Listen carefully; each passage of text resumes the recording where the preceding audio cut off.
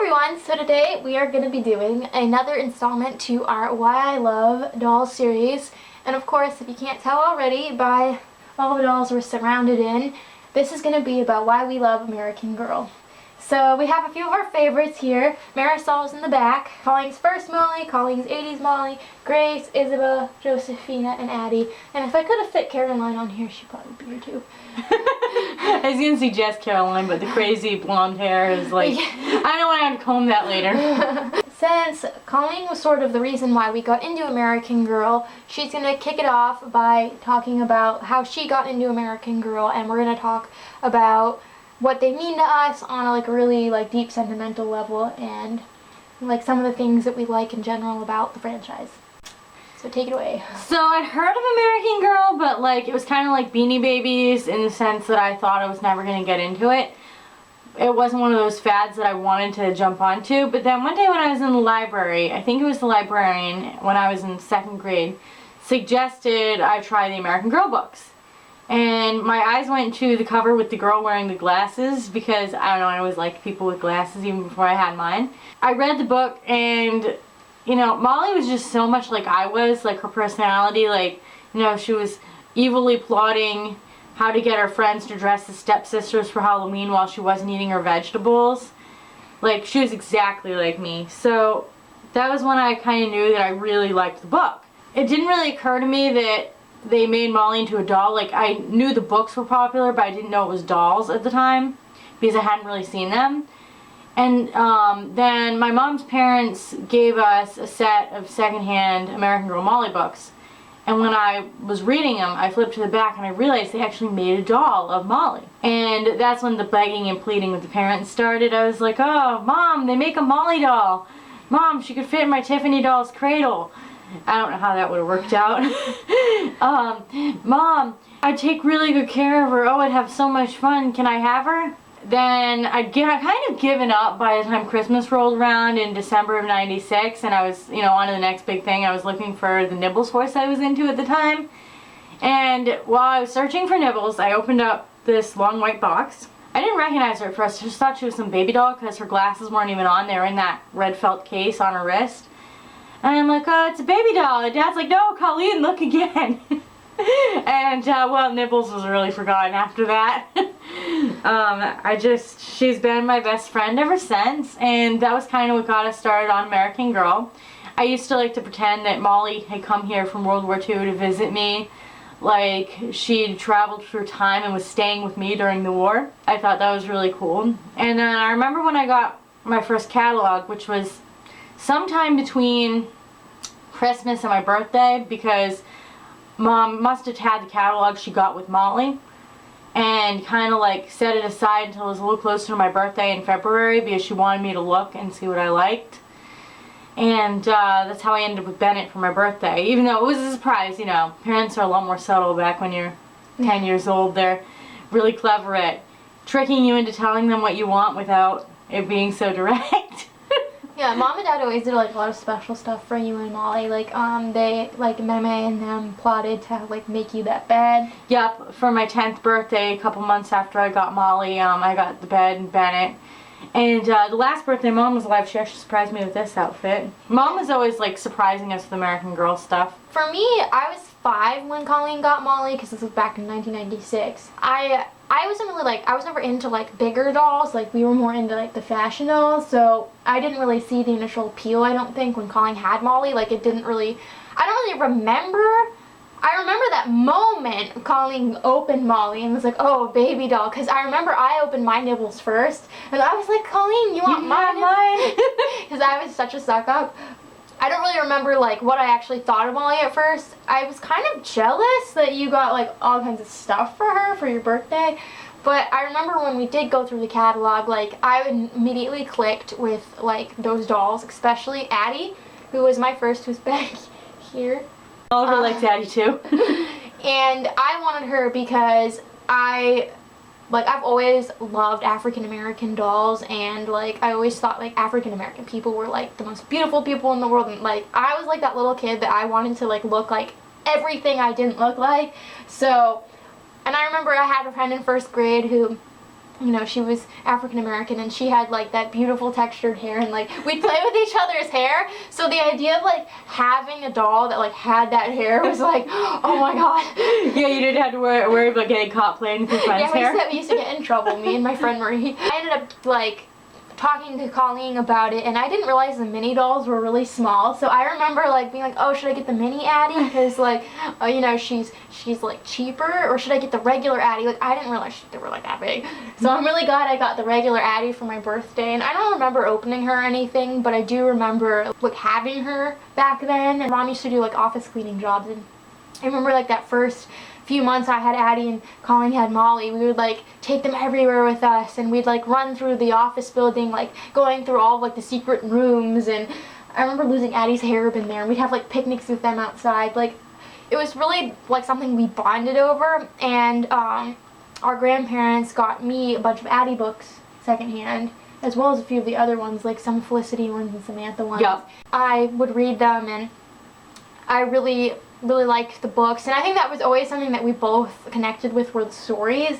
I think that's always why we were more enamored by like the historical dolls, because I don't know, I've always liked characters. Like, you know, if it's a character, it's like a person to me, like, you know, Disney dolls, and I think that's why I love Monster High so much. And you know, when there's like a name and a face and a personality, even if like when you play with it, it doesn't have those personalities. Like, I don't know, that just always made it more interesting, and I've always loved history and things like that. So I just thought it was really interesting, and it really was a good way to get kids to like learn about things and be interested, like through dolls and through like kid stories. I think it was really clever marketing scheme because it worked. I mean, I remember being in high school, and even though I was like on a doll hiatus at the time, I wrote my senior research paper on the Great Depression because of Kit. And that was after I had taken several years off from dolls. Like, they still resonated. One of my strongest memories from high school where I thought of American Girl was, there was this whole vote in town about, like, the town budget, and Dad wanted me to vote against giving the school more money because he couldn't afford to pay higher taxes, but the school wanted me to vote in favor of giving them more money. And I was really torn, and it kind of reminded me of in Felicity's book, where she wants to drink the tea, but she wants to show that she's loyal to her father and the Patriots. Like, when I stood up with my dad at that meeting, I felt like Felicity when she turned over, and I was 18, by the way, old enough to vote. She turned over a cup and said, "I shall have no tea." I felt like Felicity. I always think of her when I think of that moment. It's funny because you connect with the stories, and like I connected with Isabel's story like through seeing the movie on YouTube, and like I've talked about this in the Being Used, Being True video. You know, what made me fall in love with Isabel, and despite the fact that I'm grown up, I still connect with the stories, I still connect with the characters. And I think like what was the best about it was they were characters with flaws, and like you saw them make mistakes, but you saw them become more mature through the series, and you saw them evolve as characters, and it made you want to strive to be like them. Like, you know, if they were brave or clever or kind, like I always wanted to be more like the American Girls. They were like role models, they really were. They were like people you could relate to, like Josephina. You know, for me, I always felt like in stories, it was always like the people more like Colleen that people wanted to The more outgoing people. The outgoing ones, the quirky ones, like Anne of Green Gables. I'm actually looking at Anne of Green Gables doll over there. You guys can't see. I always felt like no one really talked about the quiet people. Having a whole book series about Josephina, and that really like resonated with me personally. It's like Isabel having struggles with self-confidence and giving up on things. Or Grace being like a fastidious planner. Oh yeah, and then how Grace was like crying about her first day working at the bakery not going well. Like, oh my god, I could totally relate to that. That would have been me. Even as an adult, you know, like your first day at work, like, oh my god, my first day as a substitute teacher, like that moment when I wished I'd remembered the main office's number. I mean, I think that even as an adult, you can connect with like those things, and I feel like the books have gotten even better. And I know that a lot of people slam American Girl for, you know, changing and evolving, and I feel like there's always this hierarchy no matter what it is in life. With the old is always better, and I've talked about this on my video, Remember Why You Love Dolls, but people like to pit things against each other, that Pleasant Company is better and Mattel is worse, and I think it's silly. There's things that both brought to the table that are good. Most of the characters that we all know and love aren't. They're, you know, they're like a union of the two. Kit, Kia, Julie, Ivy, all the girl of the years were Mattel. I mean, all of those dolls that have come out since, like, I know, talking to people at the American Girl store, one of the employees, she really liked Rebecca because she was a Jewish girl. Oh. I think that they have brought so much to the table, and the stories, they don't follow that 6-book format anymore, so I feel like they really breathe now. I read Melody's book because I got it for free, and oh my god, it was... What I really loved about it compared to the books that I grew up with is because instead of following that strict, the meat story, the school story, the Christmas story, and putting it in 3 separate books, it was just this one story about, you know, a personal struggle she had, and I felt like it was way more in depth. I felt like it was way more, more sophisticated. And the other thing I really liked about it is because they didn't have to stick to that format, I feel like it was a more smooth transition. I think they did that because they wanted to show that, like, despite the times, like, we all go through things, so they're going very literal, but I feel like, in a way, by changing it up, they don't, like, feel as forced to fit into a box, and they can breathe more. Like, Isabel's stories were, you know, totally different than anything I had read before. And Grace's stories, and, you really liked Caroline's book. Oh, yeah. I really liked Marie Grace's book too, because we found that. Yeah, they have a lot of like diversity and personalities, and they're all like beautiful characters in their own way. And even if you connect and identify more with some than the others, I think it's great. Well, like for example, like I read the Marie Grace book, and I connected more with Marie Grace's character than Cecile's because I could relate to the girl that lived with her father and stuff.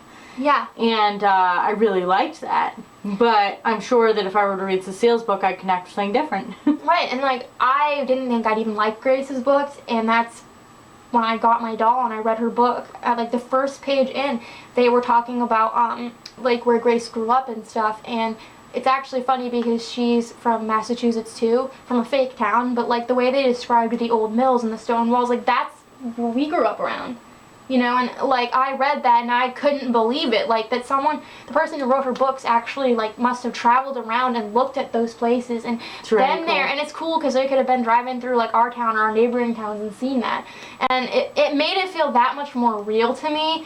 I think it's great that they make more than just one book for the Girl of the Years now, and that they've made the Be Forever books thicker. And you know, I miss the illustrations. Oh, the illustrations. I mean, that is really kind of a bummer. I don't know, they become like your friends because they're people in a way. Like they become so real to you that like they help you through stuff. Josephina helped me through losing my mom, and when I was a teenager, even when I wasn't into dolls, like I could hold her and feel like she was my friend comforting me. And it helps that they're like big and cuddly, and like that smell of their wig, and it's very like comforting, and no feeling in the world like holding an American Girl doll. Like it really is. They're like our buddies, and that hasn't changed. Like when we were kids, we would take them everywhere. The dolls that don't have stories are really beautiful too. Like Bitty Baby and the Girl of Today connect as much with Girl of Today because they didn't have stories, but I remember they used to sell them with books that you would write your own story in, and before we even had our first two, we were like writing our own stories about them. About Valerie and Angela. Yeah, sisters like me and Colleen. It was really cute. I wish they still did that, like you could write your own story. There's just something about American Girl that's timeless, and even though they made them more accessible, like you can order them online now, and you can go to stores now, and they have commercials and movies and all that stuff, like there's still at the core of it like dolls with stories, and I like that they've kept that. And I like that it's not an exclusive club anymore. Oh, I love that you can go to like, you know, certain malls and certain Toys R Us stores and get it. We would have done anything as kids to have had the chance to go to an American Girl store. I know. It's so cool that like kids can have that like real experience, and that they're so widely available. And that they do have like a bunch of different like age groups and like price ranges. Like you can get the Welly Wishers who are like cheaper. Those are so cute. And you know, there's also a lot of knockoffs. So you can still have the experience without having the real thing, which is cool. Like, but it's fun that they've changed it up and brought new life into the line. And I was really excited when I found out about Be Forever. Like at first I was kind of like, oh, what are they going to do? But then when I realized, like, you know, they're actually giving attention to historical. And when they brought Sam back, that was huge. And it's so much like color and life. And the way they do like the catalog spreads now is awesome. Oh, yeah. Like they used to be kind of boring when we were kids. Like it would be like the same. It was always the same. The same pictures. Until you got to the Girl Today. Yeah, and then that would be like the most interesting section. But now they do put them together like how kids would play. Like they'll have like the girl of today with the historical, with the welly wishers, and they kind of like unify them, and that's really cool. It's cute. I wasn't sure how I felt about it the first 2 times we got the new catalogs, but now I think it's really awesome. And they put like them in little setups. It's really fun. And we still love looking through catalogs. That was always the highlight when we were kids and we got a catalog. Oh my god. I still get excited when the American Girl catalog comes in the mail.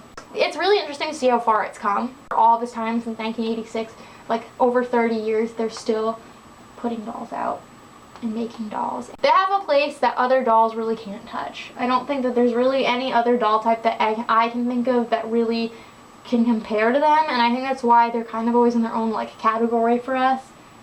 They always were. Like even when I wasn't into dolls, I would they were still in your bedroom. Yeah, kids, it was a really big deal to get an American Girl, and like every time we had like the opportunity to get something big and expensive, it was almost always an American Girl. We would always take them to special places and like vacations and out to restaurants and the movies, and it just made it feel that much more special. Before, even after we got back into dolls, American Girl was the thing that it took us longer because, you know, they're bigger, they're more expensive, and you don't find them at the flea market all the time, so it doesn't like tempt you the way that Barbie would, because Barbie's always there. You know, the last couple years since 2014, when we happened to just find Nellie at the flea market and we got way back into them, like, it's been, that kind of led to like what for me has been the best couple years of collecting we've ever had, because getting back into American Girl just made everything seem so much more fun, and I'm just really glad we got back into it. Yeah, because we were kind of reserved about getting back into them because they're so expensive, and you know, it is a culture shock when you've taken a long break from something, anything, and you come back and it's different, and you automatically don't want to like what's different. And it kind of goes back to like the Pleasant Company Mattel thing that people always have going on. People don't like what's different, they like what they know, and at first we were kind of like iffy on what had happened, and we didn't really want to open that door. But once we opened that door and really just embraced the change, so to speak, I feel like it was like a big weight got lifted. Like I was able to enjoy American Girl way more like now at like the age of 25 than I ever did as a kid, because I don't have like that, you know, I can't like the new historical character, I can't like the new thing that they're doing with the brand, I can't like the way they're marketing. You know, I feel like there aren't rules anymore, and it's just fun, and it's okay to have preferences. I just feel like it's freeing to just focus on what you do like and see the positive in the things that are there, because I think it would be really sad if there weren't American Girls. Yeah, it would be really sad. I think it's cool that I can still have that experience that I had when I was a little kid. No, and even for some of your older dolls like Addie and Josephina and Sam. And Kit. Kit, dolls they still make. Yep, Kia, I knew there's quite a few of yours they still make. That you can still buy them clothes. And they're bringing Felicity back supposedly, so. I hope that's true. Yay. Even though my wallet's been kind of saying, oh, I hope that's not true, I hope that's not true. I'm like, I hope it's true. You're going to have to deal with it. You're going on a diet. I think it's just great that it's still an option, and that kids today can connect with some of the same characters that we did, but also have the chance to connect with other characters, and just to have a whole different experience in a way than what we had, but at the same time a similar one. That they can go to the stores and do all of that we couldn't do, but at the end of the day, it's the core of the brand is the same. I think it's fun. I love the fun spirit behind it, and I like that it doesn't feel stiff and like a collector's thing now. I really like that it's more playful and accessible, that I can still look at stuff that they've just put out for Addie. It's really nice. Because she was my first doll. I hope you guys enjoyed this video. We will be doing more future installments of this. Also, if you want to read what we've written about our American Girls, like individually, about like what their stories meant to us and how we connected and like how we like got into each doll, I have a whole series on my Flickr called My Story. Each doll has their own album. We have all of their stuff pictured there. So if you want to like know more about them, check it out. We spend a lot of time on our American Girl stuff. So until next time, love your dolls, love yourself, and love your life.